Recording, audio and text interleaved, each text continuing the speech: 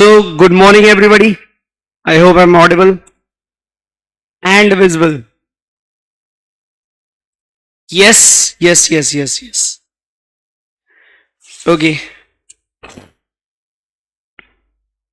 So, yesterday we have started with our, Ind AS 103, and that talks about business combinations. Okay.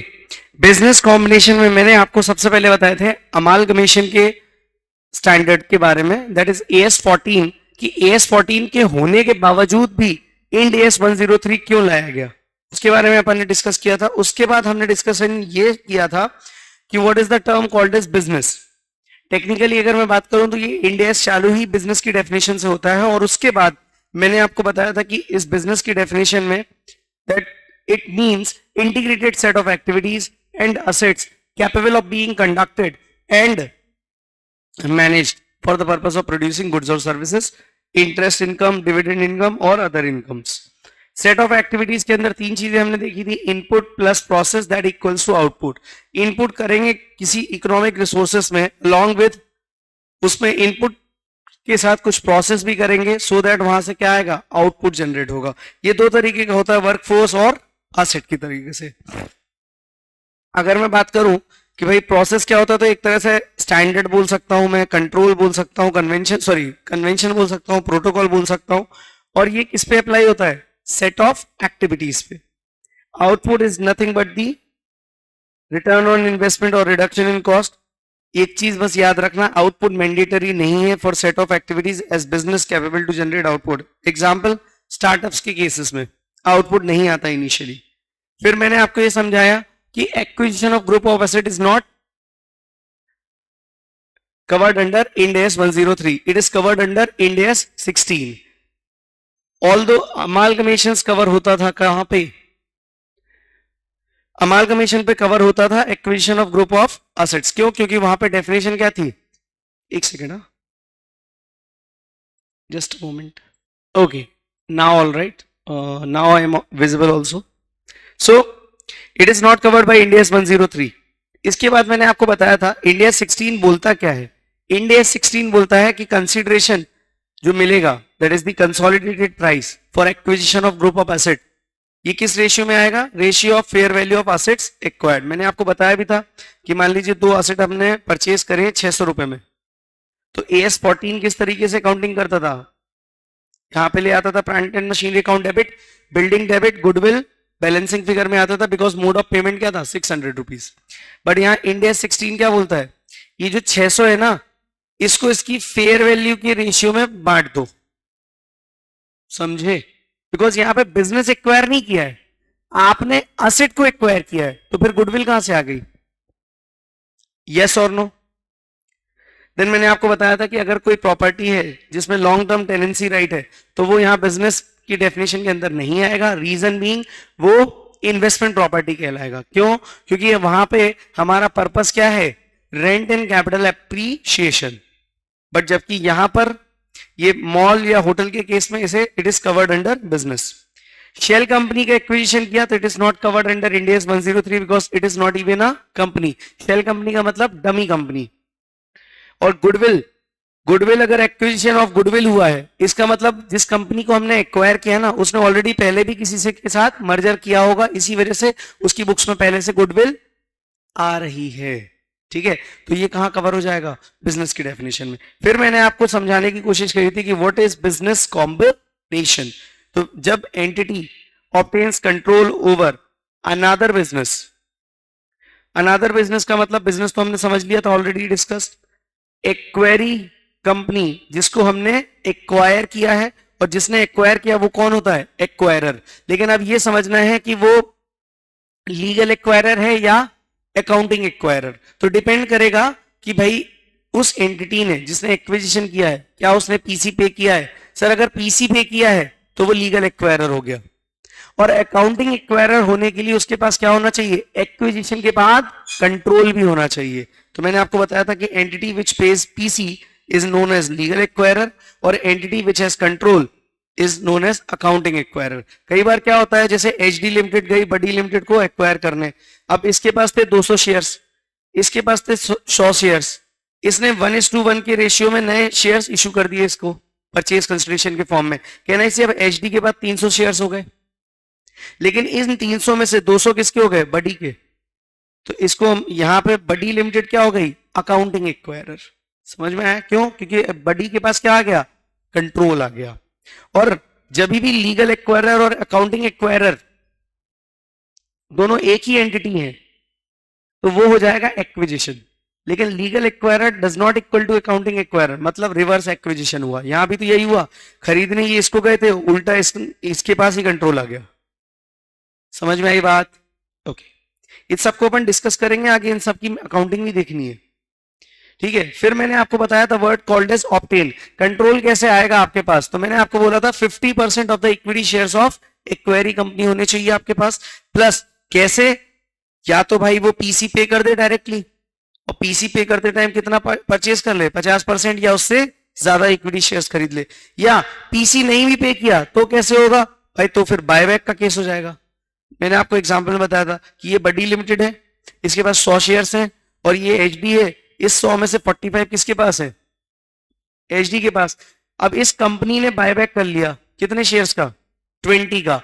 तो कहना है इसके पास 80 shares ही बचे, इस 80 में से 45 तो इसके पास है, तो कहना है बिना कुछ किए ये पेरेंट बन गया। यस और नो? उसके बाद मैंने आपको बताया था the word called as control. Control मतलब, कंट्रोल की डेफिनेशन कहां दी है? पहली बात तो ये याद रखना, इंड AS 110 में दी है। कई बच्चों को यही नहीं पता होता कि भाई कहां पे डेफिनेशन है। तो सर ये 103 में क्या है? भाई कंट्रोल का मतलब 110 में दिया हुआ है, लेकिन डेफिनेशन तो कहीं भी इंड AS में यूज हो सकती है ना। तो कंट्रोल मींस जहां पे वोटिंग राइट्स 50% से ज्यादा और power to compose board of directors किसी कंपनी के पास आ गए, इंक्लूडिंग वोटिंग राइट्स के अंदर इंक्लूड होता है पोटेंशियल इक्विटी शेयर, जो आज इक्विटी शेयर नहीं है बट आगे जाके इक्विटी शेयर हो जाएंगे। ओके, और ऐसे ऑप्शंस जैसे क्या होता है ना कि मैंने आपको आज डिवेंचर दे दिया और आपको क्या बोला कि 5 साल बाद जब आप रिपेमेंट के लिए आओगे ना तो आप उसके बदले उतने अमाउंट के इक्विटी शेयर्स ले लेना। अब आप इक्विटी शेयर्स कब लोगे? जब मार्केट प्राइस ज्यादा होगी एक्सरसाइज प्राइस से। लेकिन अगर मार्केट प्राइस कम है, एक्सरसाइज प्राइस ज्यादा है, तो आप लोगे ही नहीं वो इक्विटी शेयर्स। तो वहां पे याद रखना वो पोटेंशियल इक्विटी शेयर्स कौन से माने जाएंगे? जब मार्केट प्राइस एक्सरसाइज प्राइस से ज्यादा होगी। ठीक है, चलिए यहां तक ही हमने पढ़ा था ना कि इसके आगे कुछ और पढ़ा था? बस इतना ही पढ़ा था ना हमने? ओके, यहां तक में कोई डाउट था कल?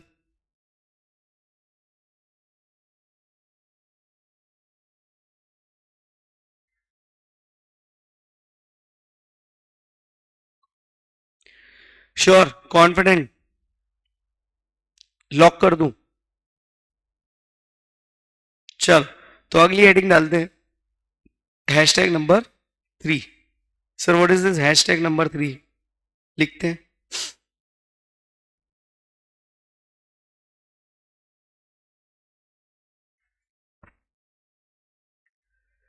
अभी चार्ट पे अपने को जगह नहीं है तो अपन नीचे लिखेंगे। हैशटैग नंबर 3 भी नहीं, एक नोट और लिख लेते हैं। ये पीसी कहाँ गया? ये रहा, यही लिख लेते हैं चार्ट में।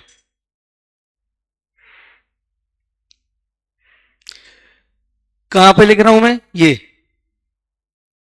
Page PC. जब भी पीसी पे होगा तो याद रखिएगा पीसी पे किया आपने, ठीक है, पीसी किसको पे होगा? एक्वायरर पे करेगा एक्वायरी कंपनी को जिसको टेक ओवर कर रहे हो। टेक ओवर जब आप कर रहे हो तो मुझे एक बात बताओ, उसके बदले में आपको क्या मिलेंगे? Net assets. यस और नो? तो आप क्या कर रहे हो ध्यान से समझना, नेट एसेट्स टेकन ओवर, ठीक है, एंड पीसी। मतलब मान लो मैंने 1200 रुपए के नेट एसेट्स मेरे पास आ रहे हैं आफ्टर एक्विजिशन, बट मैंने उसके लिए कितना पे किया? 1000 रुपए। कहना इसे 200 रुपए का क्या आएगा? मैंने 1200 रुपए के नेट एसेट्स आए मेरे पास, जब उस 1200 के लिए मैंने 1000 पे करे, तो मेरे पास बताओ एक्स्ट्रा में क्या आएगा? सोच के देखो, एक कंपनी है, मैंने उस कंपनी को खरीदा, परचेज किया, 100% एक्विजिशन किया, 1200 करोड़ के नेट एसेट्स मेरे पास आ गए, लेकिन उसको परचेज मैंने 1000 करोड़ में किया। मुझे बताओ जो बैलेंसिंग फिगर है वो क्या कहलाएगी? सर गुड्डू कहलाएगा हमारा ये, यस और नो? बट इसका अगर मैं वाइस वर्सा करूं, ये 1000 करोड़ के नेट एसेट्स आ रहे हैं और मैंने उसके लिए पे कितना किया है? 1200 करोड़। ये कहां जाएगा? सर ये 200 करोड़ तो फिर भी डिफरेंस आया। Now this is nothing but हमने सीखा था अमालगमेशन में कैपिटल रिजर्व, और ये क्या होता था? गुडविल। ऐसे ही कुछ सीखा था, अभी लिखना मत, मैं सिर्फ समझा रहा हूं आपको। यहां पे हाँ, डिस्काउंट कौन सा वाला? बेटा एक कंपनी खरीद रहे हैं, सब्जी खरीदने नहीं जा रहा हूं मैं बोल रहा हूं एक कंपनी है ए ने टेक ओवर किया बी को, ठीक है? तो बी के जो नेट एसेट्स है वो 1200 करोड़ में है, 1200 करोड़ के। मैंने मेरी जेब से कितने गए, मतलब मेरे पास कितना आया? ठीक है, ये आया समझ में? अब ध्यान से समझना, मैं इसको लिखवा रहा हूं। नेट एसेट्स और इन दोनों के बीच में क्या आएगा? सम डिफरेंस, इसको बोलते हैं डिफरेंस। और ये डिफरेंस किस फॉर्म में हो सकता है? दो फॉर्म में हो सकता है, एक तो गुडविल, दूसरा दूसरा अभी भी और पिक्चर बाकी है।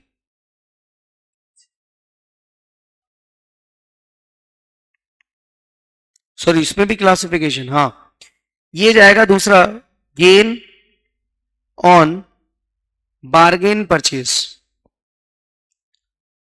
या फिर ये जाएगा कैपिटल रिजर्व में। सर कैपिटल रिजर्व में गया तो कोई दिक्कत नहीं, गेन ऑन बार्गेन परचेज में कब जाएगा? सर आगे अपन डिस्कस करेंगे, मतलब इतना याद रखना कि ये जो पीसी का डिफरेंस आ रहा है, अगर पीसी का डिफरेंस आ रहा है तो क्या जाएगा? सर ये जाएगा गुडविल में, या फिर गेन ऑन बार्गेन परचेज में, या कैपिटल रिजर्व में। कैसे जाएगा अपन आप समझेंगे थोड़ा सा एग्जांपल में। नोट कितने हो गए थे ऊपर? 4 हो गया था, 5। Now comes note number 6।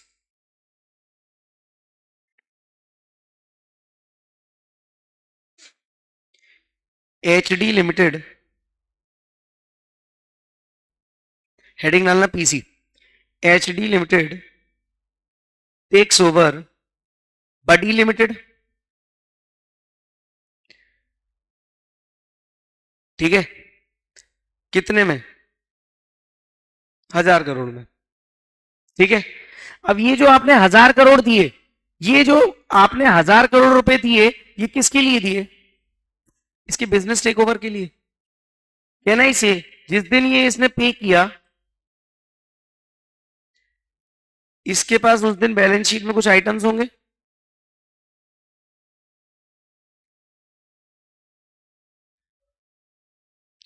ठीक है? यहां कुछ एसेट्स होंगे, ये इक्विटी एंड लायबिलिटी होगी, यस और नो? ये सारे आइटम्स कुछ ना कुछ होंगे, और इन सब का net asset taken over, net assets निकालना अपने को आता है। नेट एसेट टेकन ओवर अपन ने निकाला, 1200 करोड़ आया। मुझे बताओ 1200 करोड़ के एसेट्स के लिए आपने कितना पे कर दिया? 1000 करोड़, ठीक है? या ऐसा भी हो सकता है, चलो ये आ रहा है आपका 800 करोड़, आपने कितना पे किया? तो whenever you paid extra, whenever you pay extra, whenever you pay extra excess amount, किससे? नेट एसेट से, तो that amount is known as goodwill. तो आपको यहां पे क्या लिखना है? Here PC equals to 1000 and नाटो is equal to 800, therefore difference equals to 200। आपने 800 रुपए के लिए 1000 रुपए पे कर दिए, मतलब आपने 200 एक्स्ट्रा पे किए। 200 एक्स्ट्रा क्यों पे करे? गुडविल के लिए, उसका गुडविल होगा। ठीक है, कल मैंने एक चीज आपको बताई थी, एएस में 3-4 जगह पे गुडविल आता था, यहाँ इंड एस में सिर्फ एक ही जगह गुडविल आएगी एक्विजिशन के टाइम पे। ये समझ में आया कि नहीं? इसको नोट करना है, ऐसे लिखना बैठना नहीं है।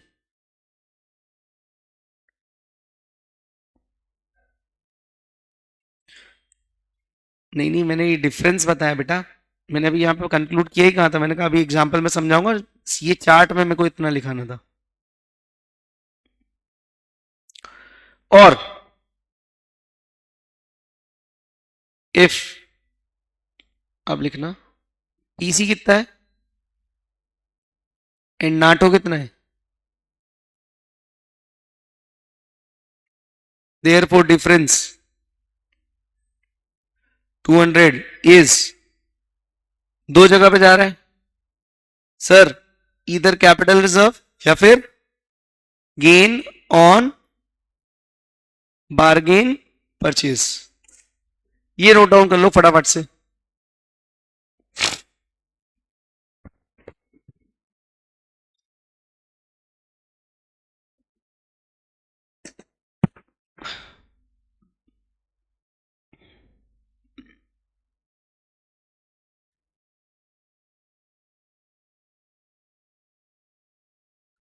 नोट डाउन कर लो, I am giving you guys 2 minutes.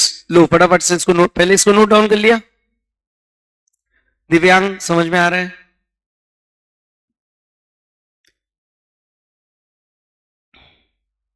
लिख लिया? अब इसको नोट कर लो।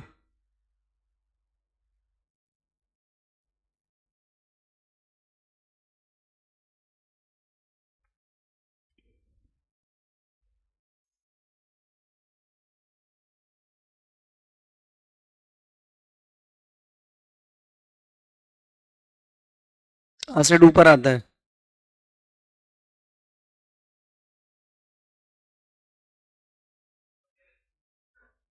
शेड्यूल 3 की बैलेंस शीट है ना बेटा। कोई नहीं कोई नहीं, जल्दी लिखो।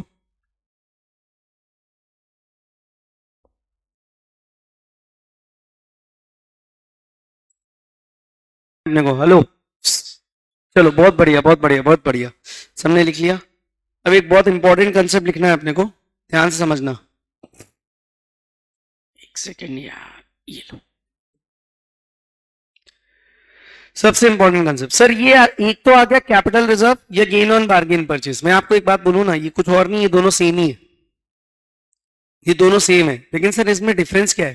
थोड़ा सा डिफरेंस क्या है, देखो मैं आपको बोलूं ना, एक तो जा रहा है गुडविल, अगर आपने कुछ एक्सेस पैसा पे किया, 800 रुपए की चीज के लिए आपने 1000 रुपए पे करे, 200 रुपए गुडविल पे करे, लेकिन अगर आपने ध्यान समझना, 1000 रुपए पे करे हैं और आपके पास असेट्स आ गए 1200 के, can I say you have earn some discount?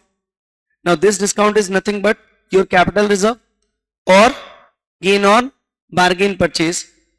And इसको ऐसे लिखना, ये कहीं और नहीं जा रहे हैं, ये कहां जाएंगे? अदर इक्विटी में, ठीक है। अब अदर इक्विटी में कैसे जा रहा है ये, याद रखना, ये गेन ऑन बार्गेन परचेज या तो कैपिटल रिजर्व के थ्रू अदर इक्विटी में आ जाएगा, या directly gain on bargain purchase other equity में आ जाएगा। ये क्या है, यहां तो ये आ जाएगा ओसीआई में। ओसीआई समझते हो, अदर कॉम्प्रिहेंसिव इनकम, हमने पढ़ा था। अदर कॉम्प्रिहेंसिव इनकम में क्या, तो वहां से भी कौन सा रिक्लासिफाई होकर डायरेक्टली कहां जाएगा, सॉरी नॉन रिक्लासिफाई होकर डायरेक्टली कहां जाएगा, अदर इक्विटी में। और ये कैपिटल रिजर्व भी कहां जाएगा, अदर इक्विटी में। बेसिकली इसलिए ये सेम है, उस पर कितना है, या तो इसको कैपिटल रिजर्व में लिखना है या ओसीआई में लिखना है। सर ओसीआई में कब लिखेंगे, ये मैं बता देता हूं आपको। तो ओसीआई के लिए याद रखना, in case of distress cell. Sir distress cell का मतलब आपको रातों रात भागना पड़ रहा है इंडिया से, समझे? रातों रात भागना पड़ रहा है इंडिया से, मतलब एक मिस्टर तिवारी लिमिटेड है, उनका काफी बढ़िया बिजनेस चल रहा था, अब गवर्नमेंट ने उन पे बैन लगा दिया, उनके काले करतूत बाहर आ गए। अब क्या था, इनके पास ये जो पूरा इंडस्ट्री थी तिवारी लिमिटेड की, ये करीबन वर्थ थी 5,000 करोड़ की। कितने की? रातों रात इनको बेच के जाना पड़ा, और देश के सबसे सम्माननीय इंसान एचडी लिमिटेड को। अब मेरी बात सुनो, क्या एचडी इसकी मजबूरी का फायदा उठाएगा कि नहीं? डेफिनेटली उठाएगा। तो क्या किया इसने आनंद फानंद ने तिवारी लिमिटेड क्या सोचेगा, भाड़ में जाए 5,000 करोड़, मेरे को तो अभी जितना मिल रहा है उतना लेके निकलता हूं। और मैंने क्या किया, 2,500 करोड़ में खरीद लिया। Can I say this is nothing but distress sale? आनंद फानंद में आपने जल्दबाजी में बेचा। अरे यस और नो? सो ये इसको बोलते हैं क्या, इसको बोलते हैं in case of distress cell. अगर इस तरह से कोई सेल करी, अब मुझे बताओ एचडी के पास कितने के नेट एसेट्स आ गए? अबे 5,000 करोड़ के, लेकिन पे कितना करना पड़ा? तो ये जो 2,500 करोड़ का डिफरेंस आया, ये कहां जाएगा? ये ओसीआई में जाएगा। क्यों? क्योंकि ये डिस्ट्रेस सेल है। अदरवाइज कहां जाता? कैपिटल रिजर्व में। डन? ये लॉजिक क्लियर है? अच्छा सर, घूम फिर के सब जा कहां रहे? सब घूम फिर के एक ही जगह जा रहे हैं। कहां पे? अदर इक्विटी में। Okay, got it. So now ये लिख लिया, ये समझ गया। चलो अब अगले कंसेप्ट पे चलें अपन, क्योंकि ये क्या है, इंडिया 103 3 से 4 अटेम्प्ट से नहीं आया है कॉम्प्रिहेंसिव क्वेश्चन, एमसीक्यू में बराबर आ रहा है। तो अपने को समझना पड़ेगा कि भैया क्या चल रहा है जीवन में। ठीक है, now hashtag number 3, hashtag number 3, और क्या पता मई में ही आ जाए। Hashtag number 3, type of business combination. इसका भी चार्ट बनाएंगे, पूरा चैप्टर ही चार्ट पे। गजब है यार, मैं तो सोचा था अकाउंट्स पढ़ने आया हूं, चार्ट खिला रहे हो।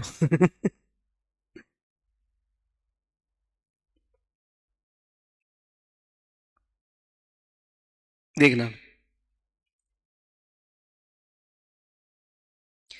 Types of business combination. हमने अभी तक क्या समझा कि एक तो बिजनेस होगा जिसका एक्विजिशन हो रहा होगा, पहले तो वो बिजनेस की डेफिनेशन में आना चाहिए, उसके बाद वो बिजनेस कॉम्बिनेशन होना चाहिए।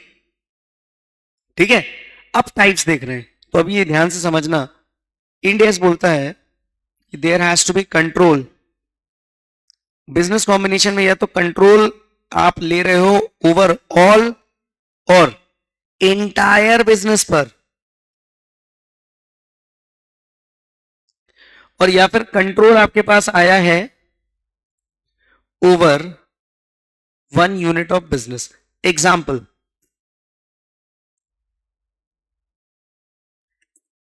ये वाला तो आपको समझ में आ जाएगा कि भाई ऑल बिजनेस या एंटायर बिजनेस, पूरा तिवारी लिमिटेड ही खरीद लिया। तिवारी जी गए, मुकेश भैया के यहाँ, मुकेश भैया अपने रिलायंस वाले, RIL वाले, रिलायंस पे गए, उन्होंने पूरा रिलायंस खरीद लिया। That is the entire business.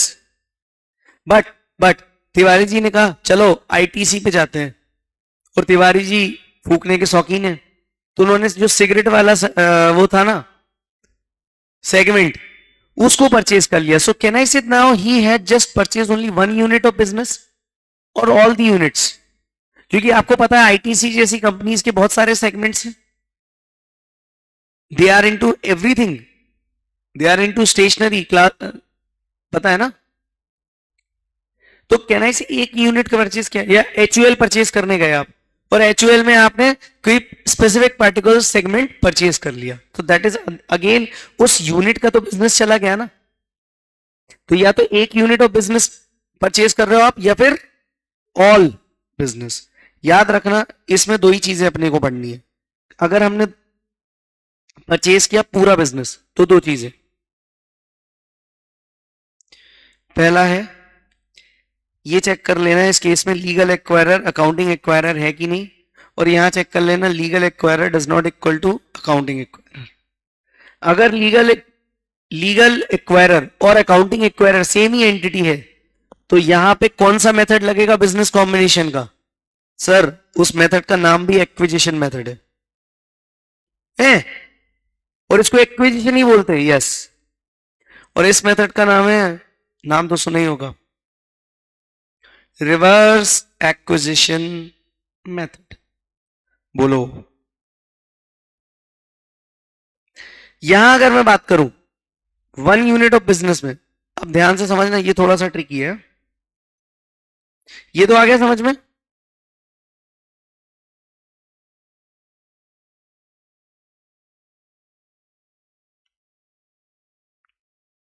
अब यहां समझते हैं,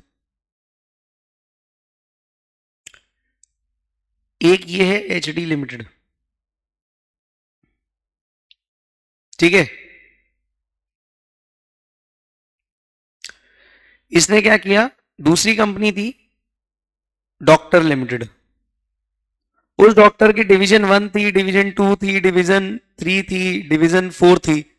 भाई साहब ने 4th डिवीजन परचेज कर ली,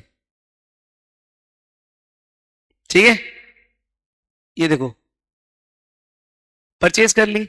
नाउ ये जब इन्होंने, और ये डिवीजन नंबर 4 इधर इन्होंने सोल्ड कर दी, सोल्ड कर दी, या फिर मैं इसको ऐसा भी बोल सकता हूं बिजनेस सेपरेट कर दिया। क्योंकि क्या, मुझे बताओ, ये पूरी डॉक्टर लिमिटेड बंद हुई है क्या?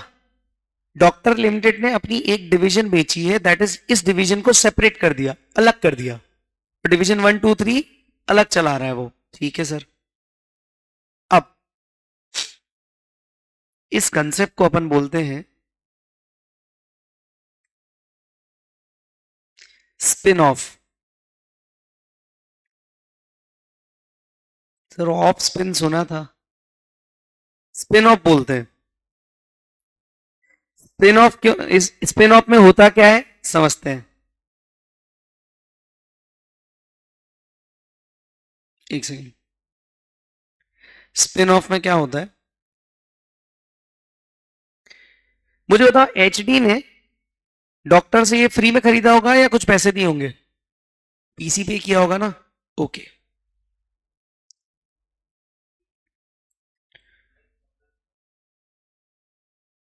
PC paid by HD goes to whom? अब किसको जा रहा है वो पैसा, ये क्वेश्चन, यही तो स्पिन ऑफ के कंसेप्ट है। या तो वो जा रहा होगा दोस्तों डिवीजन 4 जो परचेज करी है ना,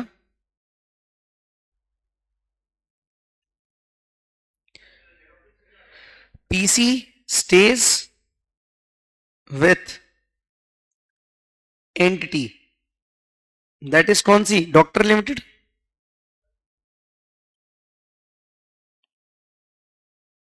या फिर डिस्ट्रीब्यूटेड टू शेयर होल्डर्स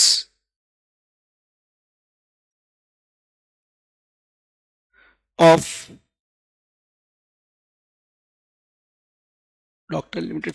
भाई साहब या तो कंपनी के पास गया या फिर शेयर होल्डर्स के पास गया, ये डिपेंड करेगा।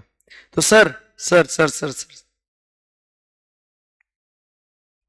सर अगर कंपनी को डायरेक्टली पीसी दे दिया तो it is nothing but sale of division, इसको हम क्या बोलेंगे, सेल ऑफ डिवीजन। लेकिन सर अगर अगर अगर शेयर होल्डर्स को दे दिया, लो शेयर होल्डर्स को अगर पैसा दे दिया डायरेक्टली पीसी का, तो कहना है एचडी लिमिटेड चाहती है कि ये जो डिवीजन 4 में शेयर होल्डर्स थे वो अब ना रहे शेयर होल्डर, वो आप हट जाए यहां से।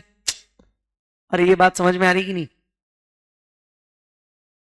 देखो मैंने क्या किया, सिंपल से समझना, मैंने आपकी कंपनी का एक डिवीजन परचेज किया, अब या तो मैं आपको उसका पीसी दे दूं पूरा, या फिर उस डिवीजन के शेयर होल्डर्स को दे दूं ताकि वो एग्जिट ले ले, समझे कि नहीं?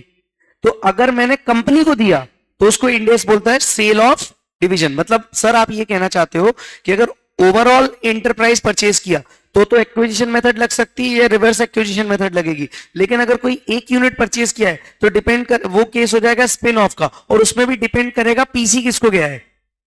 पीसी अगर गया है किसको, एंटिटी को, तो ये हो जाएगा सेल ऑफ डिवीजन, और अगर एंटिटी को नहीं गया, किसको गया, शेयर होल्डर्स को, तो इसको अपन बोलेंगे डीमर्जर, जो अकाउंटिंग स्टैंडर्ड 14 में कवर ही नहीं था।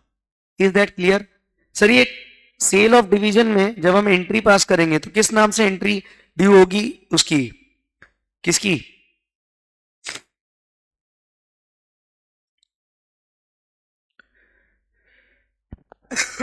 पीसी की।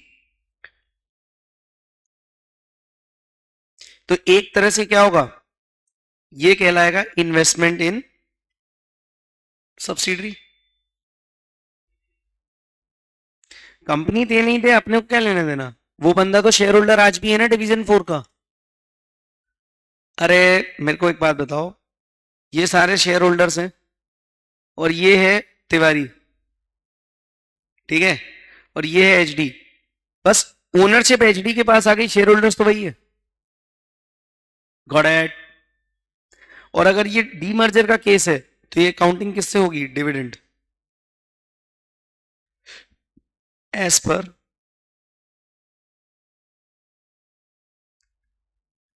इंड एज 105, इसको बोलेंगे dividend as per Ind AS 5।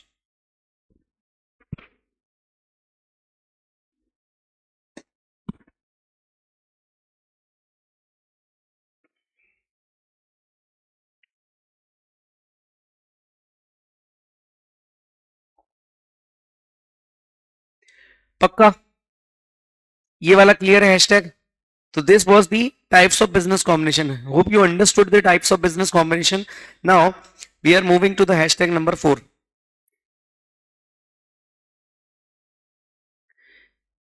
Investment, हाँ, in equity.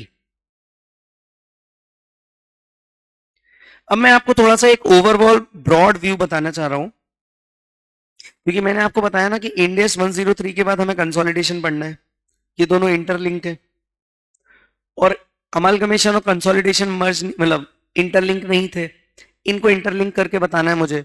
तो अब मैं आपको बताता हूं, थोड़ा सा ध्यान से समझना, जब भी कभी भी एक कंपनी दूसरी कंपनी के इक्विटी शेयर्स में इन्वेस्ट करेगी तो वहां पे 3 सिचुएशन होंगी।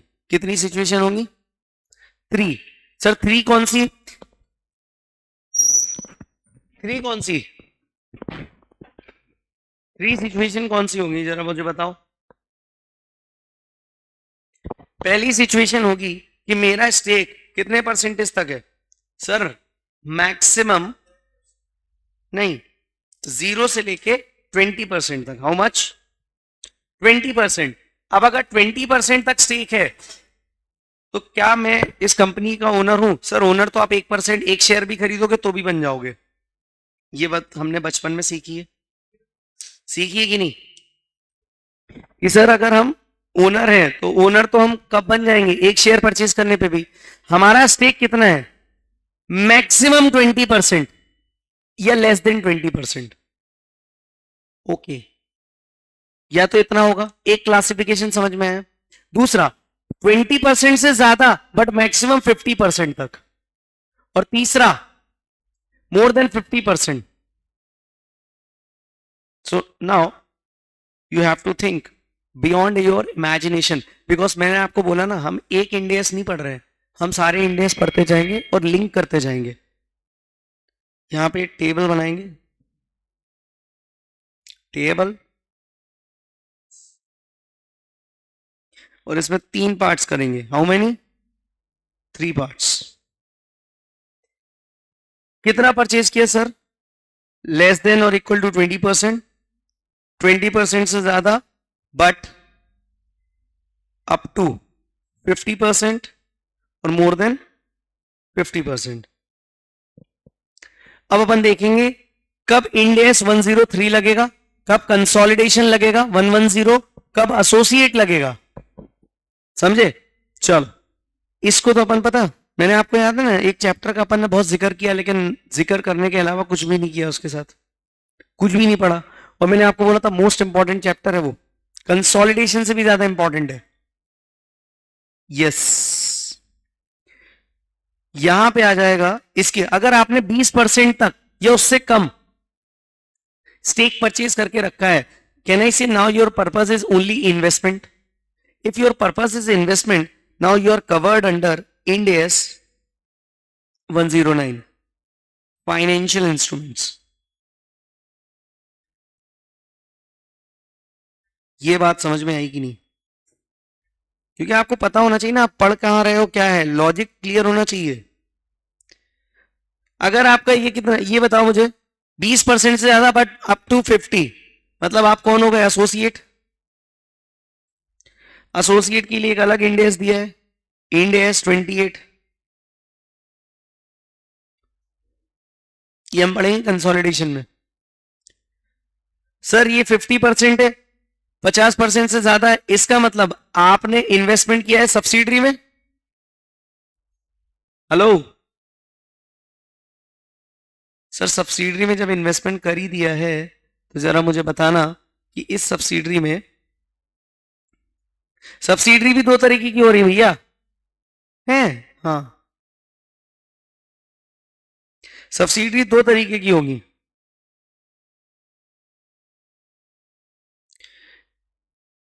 दो तरीके की कैसे? सर एक wholly own subsidiary 100% take over हो गया, एक होगी 50% से ज्यादा बट अप टू 99%। समझे?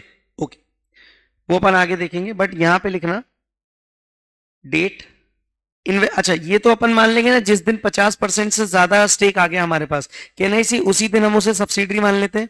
सब्सिडरी कब मानते हैं? जब हमारे पास कंट्रोल आ जाता है। तो डेट लिखना, date when we purchase equity shares more than 50%। इस डेट को हम क्या बोलते हैं मालूम? Date of control. हेलो, ये कौन सी डेट हो जाएगी हमारी? Date of control. Date of control मतलब कहना ही से ये क्या हो गया, ये हो गई हमारी सब्सिडरी, और इसी डेट पे हम इनिशियल रिकॉग्निशन करेंगे। इनिशियल मतलब हम पहली एंट्री पास कर देंगे कि भैया investment in subsidiary account debit on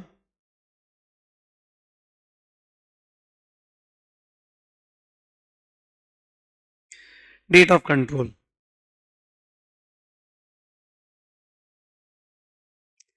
और ये जितनी भी कहानी इनिशियल रिकॉग्निशन की है, ये कौन से इंडेस में दी है?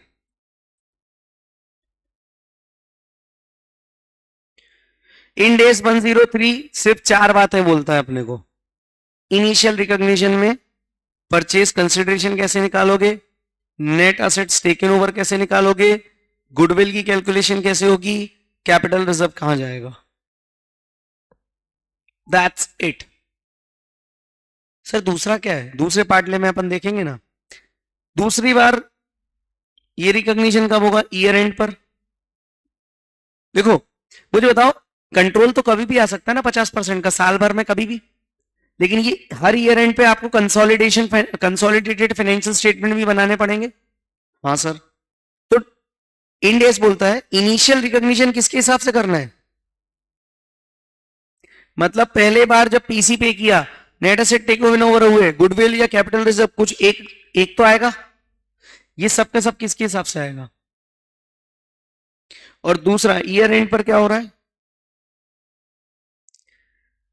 सब्सीक्वेंट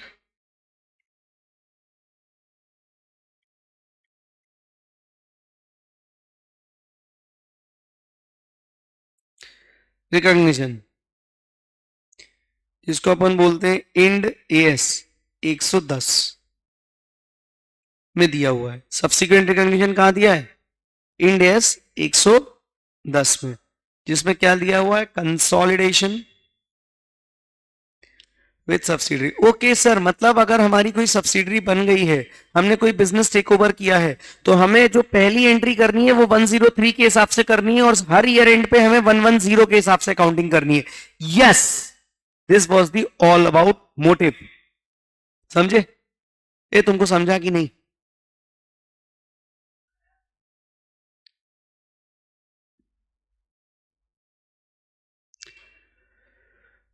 ये है आपका चार्ट, बताओ ये हैशटैग 4 समझ में आया पूरा? मतलब सर हमें ये भी पढ़ना है, ये भी पढ़ना है, ये भी हम, अच्छा ये अभी हम पढ़ रहे हैं और अगला चैप्टर ये है हमारा। हाँ, now the question is hashtag number 5। ये ये जितने भी हैशटैग है ना, ये कंसेप्ट है अपने। अब ध्यान समझना, पहला पहला कंसेप्ट क्या था? बिजनेस। दूसरा कंसेप्ट क्या था? Business combination. तीसरा कंसेप्ट क्या था? तीसरा कंसेप्ट क्या था? Types of business combination. चौथा, इन्वेस्टमेंट इन इक्विटी शेयर्स। पांचवा, how to identify it is a business combination है। देखो मैंने आपको बता दिया बिजनेस क्या होता है। First there has to be some business, जिसका एक्विजिशन हुआ उसको हम बोलेंगे बिजनेस कॉम्बिनेशन। तो उसके हमने टाइप्स देख लिए, लेकिन कब हम मानेंगे कि ये एक्चुअल में बिजनेस कॉम्बिनेशन है, ये भी चेक करना पड़ेगा। यस, तो पहले सर अपने बिजनेस चेक करना पड़ता था, सेट ऑफ एक्टिविटीज ध्यान में रख के। हाँ, और मैंने कल आपको जाते जाते बोला था मॉड्यूल में छोटे छोटे क्वेश्चन है, 20 क्वेश्चन सिर्फ इस बात में बिजनेस है कि नहीं, 10 क्वेश्चन इस बात में बिजनेस कॉम्बिनेशन है कि नहीं। तो चलो, और ये क्वेश्चन डिस्क्रिप्टिव नहीं आने वाले, ये आएंगे एमसीक्यू में, हम उसे भी डिस्कस करेंगे। How to identify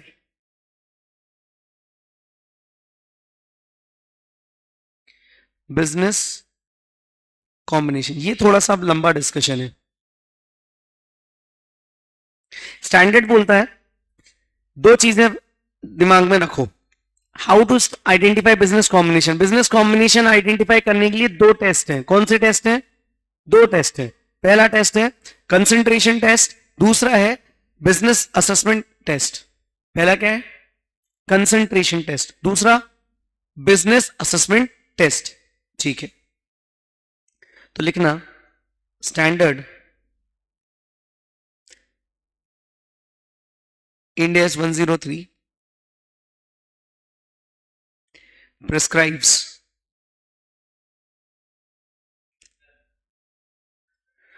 steps to be followed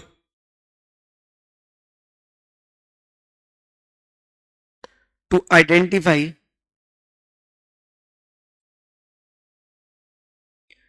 that whether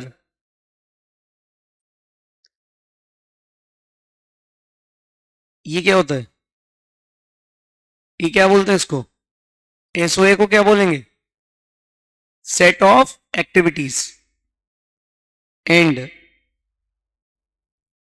assets acquired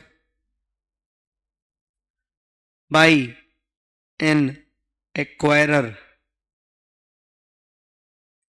is a business combination or not। End S 103 बताता है कुछ दो स्टेप्स। कौन से दो स्टेप्स? आइडेंटिफाई करने के लिए कि वेदर ये जो सेट ऑफ एक्टिविटीज और बिजनेस को एक्वायर किया गया है वो बिजनेस कॉम्बिनेशन है भी या नहीं। तो स्टेप नंबर 1, स्टेप नंबर 1 क्या बोलता है? Apply concentration test.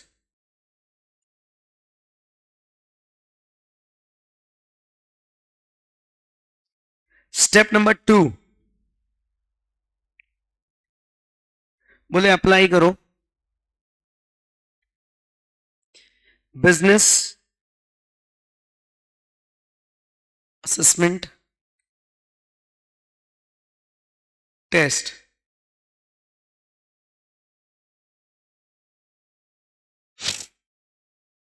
ठीक है, इसको मैं बोलूंगा शॉर्ट में सीटी कंसंट्रेशन टेस्ट को, और इसको बोलूंगा बीएटी।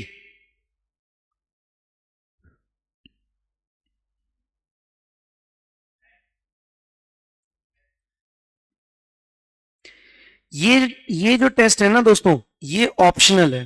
क्या है? और ये क्या है? मैंडेटरी या कंपलसरी। मैं ना आपकी कॉपी इसलिए ज्यादा फोकस करता हूँ कॉपी बनवाने में ना, कि लास्ट डे ना 1.5 दिन में रिवीजन। कई बार आप यूट्यूब पे देखोगे ना, तो सीए फाइनल एफआर के लिए ना लोग बोल देते हैं 7 दिन का रिवीजन प्लानर। भाई साहब 7 दिन उसको एफआर में मिल जाएंगे, एएफएम में थोड़ी मिलेंगे। You have to be ready for the entire syllabus revision in last 2.5 days only. ये मेरा बिलीव है, क्योंकि आप 5 से 6 दिन दे दोगे फाइनेंशियल रिपोर्टिंग को, और 5 से 6 दिन जब आप फाइनेंशियल रिपोर्टिंग को दोगे, उसमें मुझे एक बात बताओ, क्या आपका वो आउटपुट आ पाएगा जो आप सोच रहे हो? हम्म? क्या आपका 1.5 दिन 2 दिन में जो रिवीजन होता है, 6 दिन आपने आपका एफआर का रिवीजन किया, मुझे एक सिंपल सी बात बता ना, 6 दिन एफआर का रिवीजन करके मान लो पेपर उतना अच्छा नहीं गया, तो एक तो गिल्ट में और चले जाओगे कि 6 दिन पढ़ा तो भी बेकार हो गया।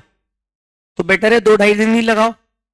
और मैं आपको बोल रहा हूं, अगर आपकी कॉपी बहुत अच्छी है ना, लास्ट डे पे किसी मैराथन की जरूरत नहीं होती, लास्ट डे पे आपको पास आपकी कॉपी होनी चाहिए और कैलकुलेटर और पेन, लगे रहो। उसके पहले रिवीजन कैसे कराना है, that is the teachers responsibility. ठीक है, मेरे को बिल्कुल कतई पसंद नहीं है कि यार लास्ट डे पे कोई रिवीजन मैराथन करे। अरे क्यों कर रहा है यार, बच्चा पढ़ रहा है। और क्या होता है ना, टीचर तो रिवीजन कर लेता है, बच्चे का रिवीजन ही नहीं हो पाता। तो इसलिए आप लोग ध्यान रखो। चलो, ये तो हो गया क्या, मैंडेटरी। अभी ये समझने के लिए कि भाई सबसे पहले अपने को समझना है कंसंट्रेशन टेस्ट क्या होता है। तो कंसंट्रेशन टेस्ट पे पहुंचने से पहले मुझे आपसे कुछ बात करनी है। क्या बात करनी है, आपके नॉलेज के लिए, कि फॉर एग्जाम्पल आपने माइनॉरिटी इंटरेस्ट सुना है? कितने लोगों ने माइनॉरिटी इंटरेस्ट को जानते हो, है ना? गुड। माइनॉरिटी इंटरेस्ट में मुझे एक बात बताओ, माइनॉरिटी इंटरेस्ट को आप कैसे निकालते थे? सर सिंपल सी बात है कि एक कंपनी ने दूसरी कंपनी को खरीदा, ठीक है, जितने परसेंट उसमें होल्डिंग का शेयर है वो हटा दो, तो जो बच गया माइनॉरिटी, दैट इज माइनॉरिटी। मान लो, सिंपल सी बात, अगर मैं एग्जांपल बोलूं, एग्जांपल लिखना थोड़ा सा। सपोज, कौन सा pose? Suppose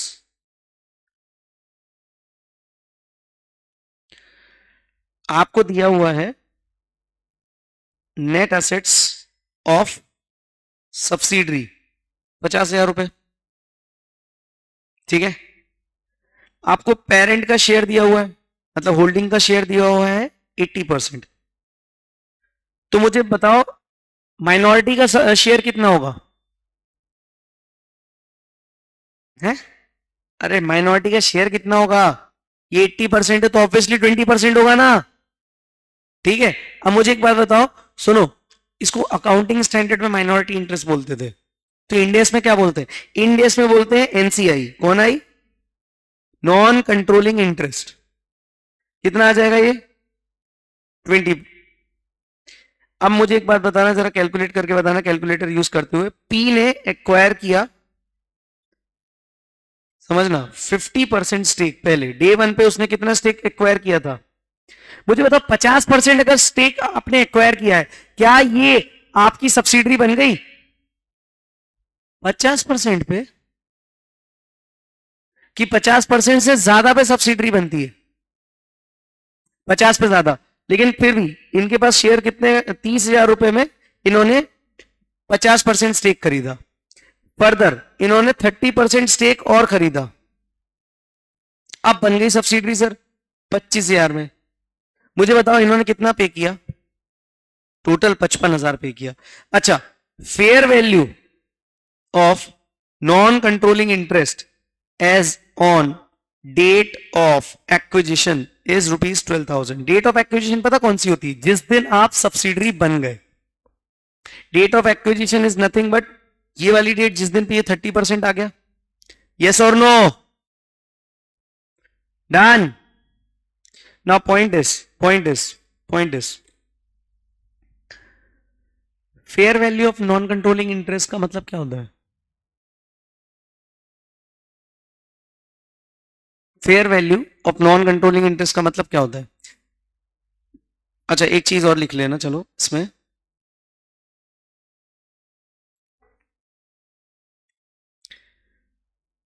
total equity shares of subsidiary 10,000 shares. 10,000 में मुझे बताओ इसमें पेरेंट का शेयर कितना होगा? 8,000 शेयर्स और 20% मतलब माइनॉरिटी कितना बचा होगा? 2,000 शेयर्स। ठीक है, इन 2,000 शेयर्स की वैल्यू कितनी है? समझ में आया? तो कहने से ऐसा कर सकता हूं मैं 10,000। मैं आपको कंसंट्रेशन टेस्ट समझाने की कोशिश करूंगा, लेकिन उससे पहले मुझे कुछ आपसे बातें करनी है जो आपके दिमाग में होनी चाहिए। दिव्यांग, तिवारी, गौरव, गौतम, पक्का इतना क्लियर है ना माइंड में? ओके चलो, अब ये 10,000 में पेरेंट का शेयर कितना है और एनसीआई का शेयर कितना है? जल्दी बताओ। ये 80% था, इसका मतलब कितना हो जाएगा? 8,000 शेयर्स। और ये 20% था, इसका मतलब हाँ, कहाँ 5,000 था? वो तो नेट एसेट्स थे बेटा, मैं इक्विटी शेयर्स की बात कर रहा हूं। इसलिए बोलते हैं इधर नहीं देखना, इधर देखना है। इतना क्लियर है? बोलो यस पीपल और नो। सर ये हमें क्लियर है कि ये इतने हो गए। अच्छा, फेयर वैल्यू ऑफ एनसीआई का मतलब होता है number of equity shares of subsidiary held by minority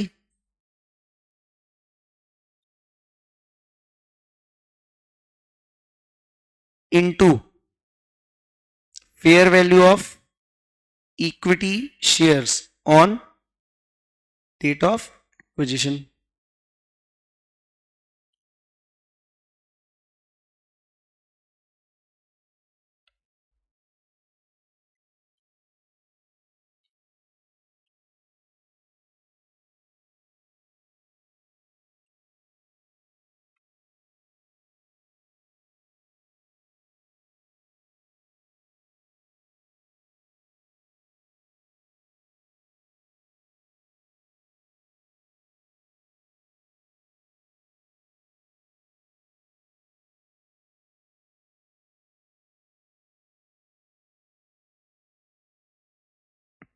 done.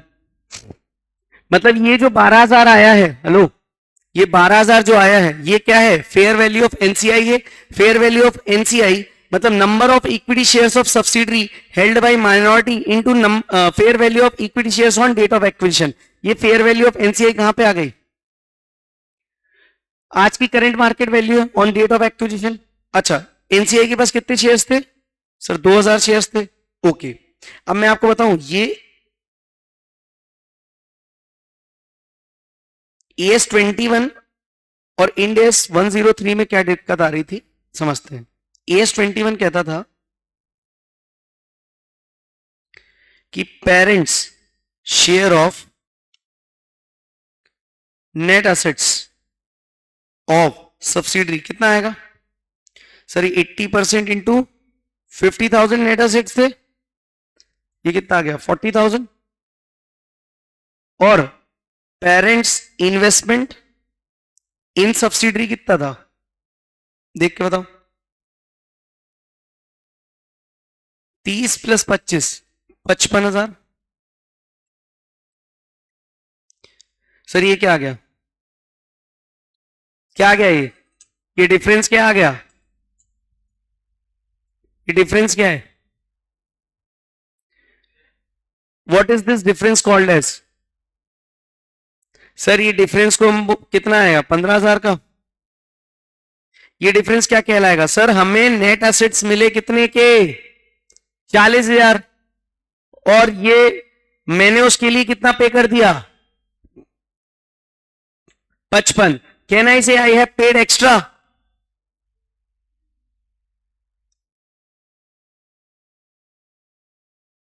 तो this is nothing but goodwill.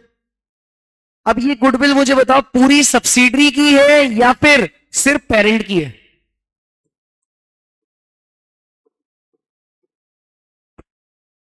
ये मेरा प्रश्न है आपसे।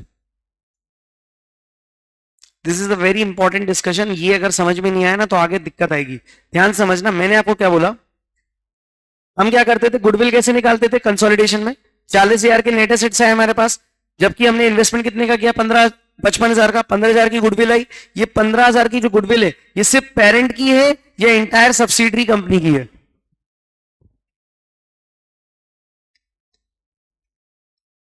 ओनली पेरेंट यार, क्योंकि हमने parent share of net assets of subsidiary लिया है। Only parent. कैसे, देखो मैं आपको बताता हूं।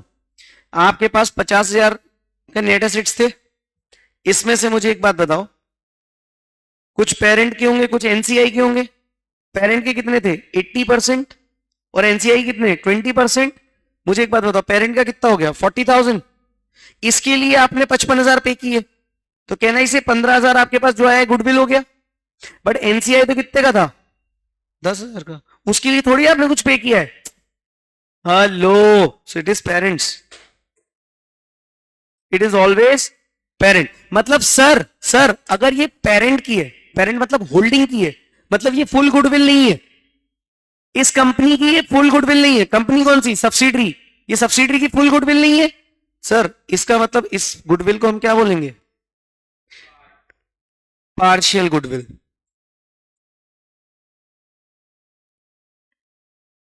yes or no, now you are getting it or not? Done? Okay sir, now here it is। ये समझ में आया कि नहीं पूरा, पक्का? अच्छा मुझे एक बात बताओ, एक बात बताना, ये जो एनसीआई का शेयर है ये कहां से निकाला आपने, उसके स्टेक के बेसिस पे, आज की करंट नेट एसेट्स के बेसिस पे। इस 10,000 रुपए, ये 10,000 क्या है, नेट एसेट्स ऑफ सब्सिडरी, इसमें एनसीआई का शेयर 10,000 है।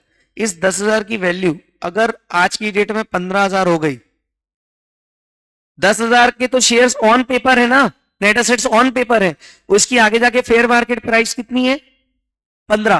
मुझे बताओ ये 5,000 रुपए क्या है,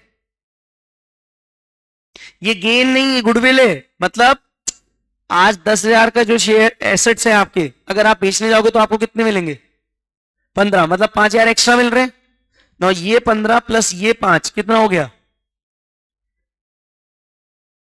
ये 20,000 हो गया। Now this is called as full goodwill.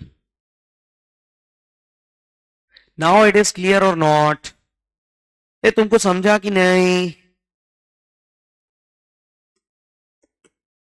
Okay, ये सोचा था कि नहीं कभी, इतना अपन ने इतना छोटे से पॉइंट्स पे के, सर ये अपने को इतना बता क्यों रहे हो आप, अभी कंसंट्रेशन टेस्ट समझना है ना अपने को, इस वजह से। तो मुझे एक बात बताओ, ये एग्जांपल समझ में आया? मतलब मैं आपसे क्या बोल रहा हूं, वापस से देखते हैं। सर आपके पास थे नेट असेट्स ऑफ सब्सिडरी 50,000, ठीक है, इसमें से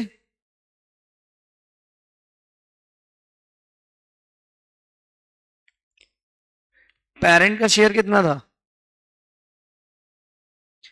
80%, एनसीआई शेयर 20%, ये आ गया 40,000, ये आ गया 10,000, ठीक है। ये 55 पे किया इसने, 15,000 का क्या आ गया, गुड्डू, और ये कौन सा गुड्डू है, पार्शियल, ठीक है। ना ये जो 10,000 है, इसको, इसका मतलब सर, इसका मतलब ये मैंने यहां पे 5,000 कहां से लाया था, मार्केट प्राइस के बेसिस पे। अगर मैं चाहता तो इसको कॉस्ट पे भी रख सकता था। कॉस्ट कितनी है, मार्केट कितनी है, मतलब ये proportionate share in net assets है, और ये क्या है, एट फेयर वैल्यू। ये क्या है, ये क्या हो गई, ये एट हो गए फेयर वैल्यू, और ये एट पीएसएनए। पीएसएनए का मतलब क्या होता है, proportionate share in net assets of subsidiary. तो इसका मतलब क्या मैं ये कंक्लूड कर सकता हूं, एनसीआई को at proportionate share in net assets पे भी रख सकते हैं, या फिर एनसीआई को एट फेयर वैल्यू पे भी रख सकते हैं, यस और नो? डन। तो सर इसमें से करेक्ट अप्रोच कौन सी है?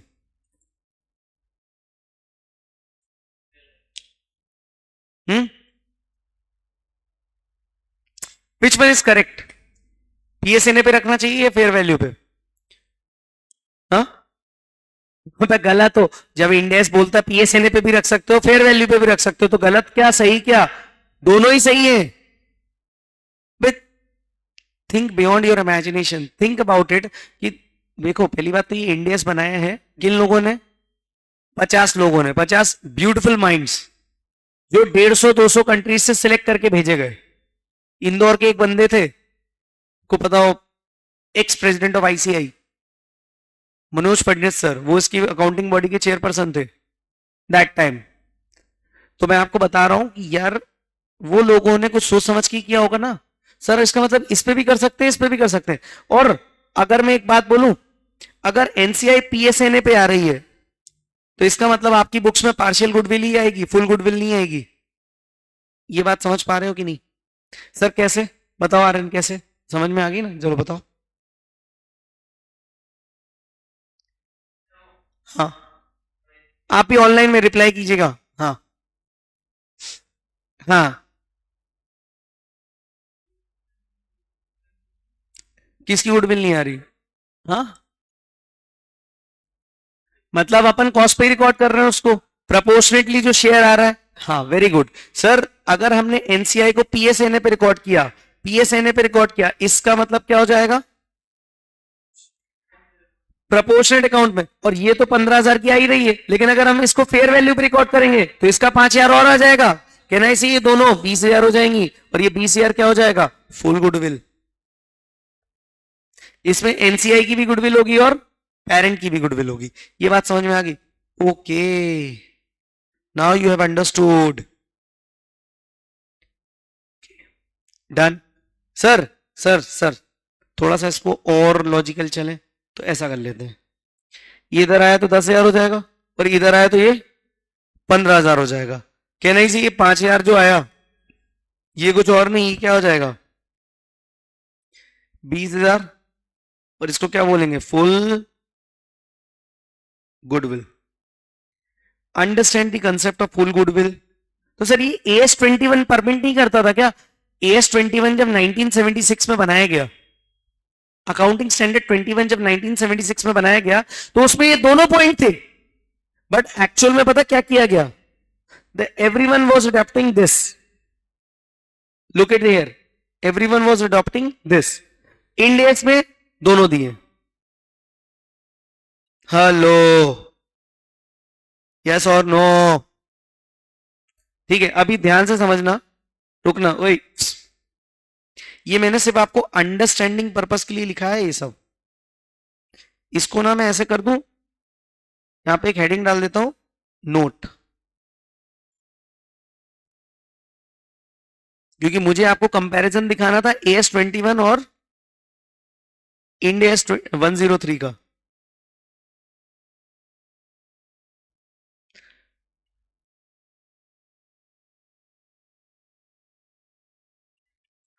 फॉर अंडरस्टैंडिंग,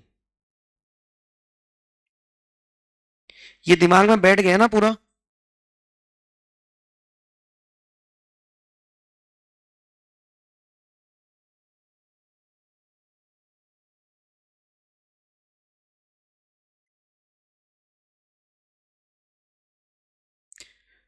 चलो ये लिख गया, ये जल्दी बताओ, लिख जाए तो मेरे को बताओ, जल्दी जल्दी जल्दी। ये ध्यान रहेगा ना दोस्तों?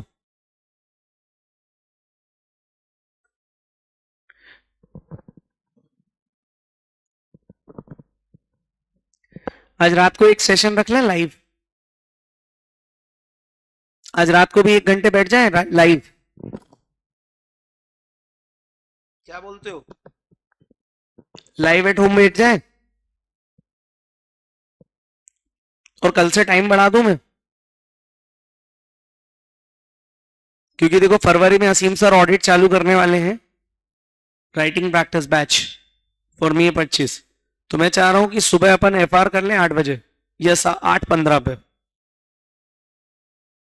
व्हाट डू यू से, है ना? ओके चलो। अच्छा, इंडेक्स 103 कैसे करता था इसको? अब एक मिनट ना, मुझे थोड़ा सा यहाँ जगह चाहिए।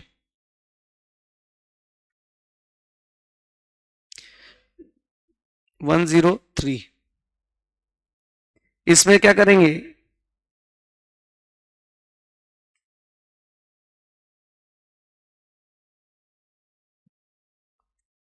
ना एक केस होगा,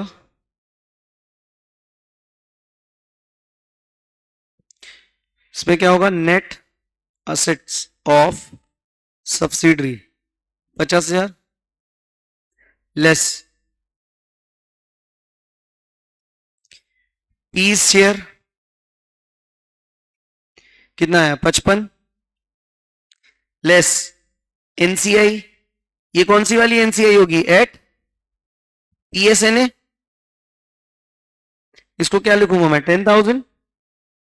मुझे बताओ गुडविल कितनी आ गई? कितनी आई?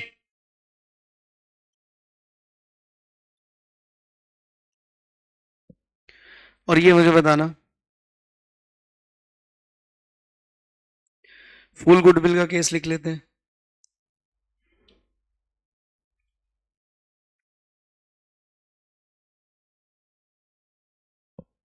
Subsidiary less piece share.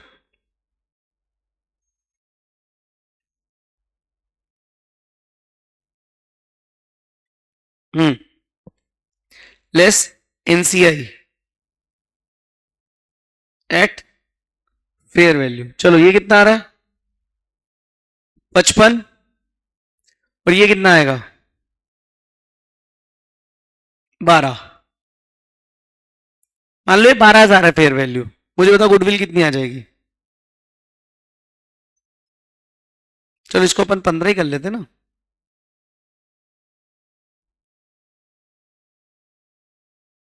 नीचे अपन ने एग्जाम्पल में 15 लिखा था ना।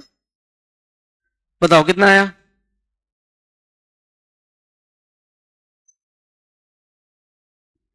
Done. Now this is nothing but your goodwill. ये कौन सा केस है? पीएसएन है, ये है फेयर वैल्यू।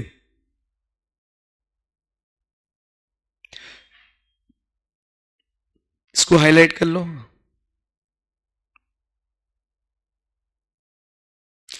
दिव्यांग भाई कॉन्फिडेंस आ रहा है इस चैप्टर में? डन।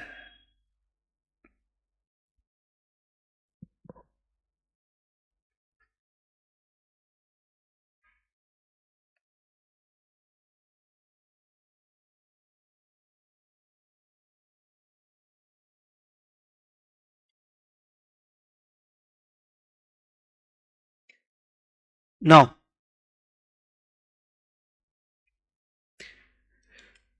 इसको भी आगे देखेंगे अपन, फेयर वैल्यू वाला पॉइंट। फेयर वैल्यू भी दो तरीके से निकलेगी। क्या बात कर रहे हो? हाँ, fair value will be by two ways. कौन से दो तरीके? Based on fair market value of equity shares of subsidiary, या फिर based on proportionate share to parent।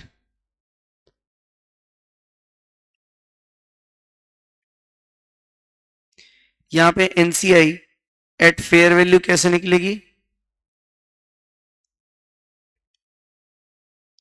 Number of equity shares held bye NCI into fair value of equity shares of subsidiary as on date of acquisition।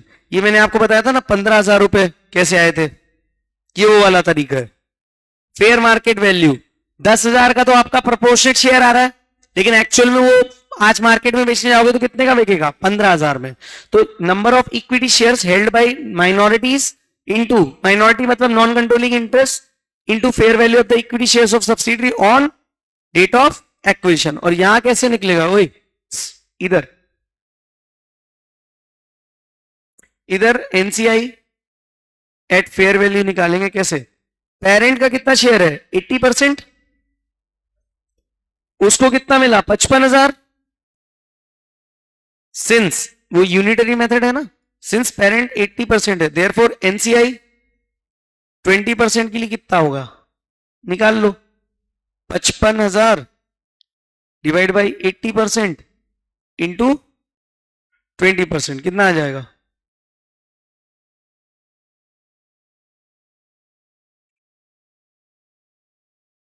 13,750।